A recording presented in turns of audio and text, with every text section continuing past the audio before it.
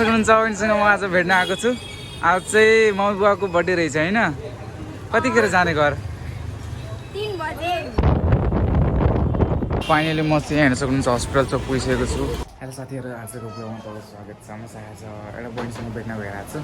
मलाई चाहिँ के अलिकति सामान दिनुपर्ने थियो कि त्यही भएर मलाई चाहिँ जानु परेको छ। हेर्न सक्नुहुन्छ आजको आउटफिट यस्तै हो। भर्खर नुहाएर आइसकेको छु। घाम पनि यस्तै लागेको छ, गर्मी सिजन हो। हेर्न सक्नुहुन्छ कस्तो घाम भएर म यस्तो डुल्नु परेको छ एक्लै। फाइनली मैले सिटीमा चढिसकेको छु। हेर्न सक्नुहुन्छ अब बहिनीलाई भेट्न अलिकति गइरहेको छु। अलिकति के चिज दिनुपर्ने रहेछ क्या, बहिनीलाई चाहिँ त्यही भएर म गइरहेको छु। आज बहिनीको बुवा र आमाको बर्थडे रहेछ, त्यही भएर चाहिँ घर जान अगाडि काटेको छ। अलिकति के सामानहरू छ त्यो म किन्न गइरहेको छु क्या। हेर्न सक्नुहुन्छ बहिनीसँग म आज भेट्न आएको छु। आज चाहिँ मम्मी बुवाको बर्थडे रहेछ होइन? कतिखेर जाने घर? 3 बजे। 3 बजे?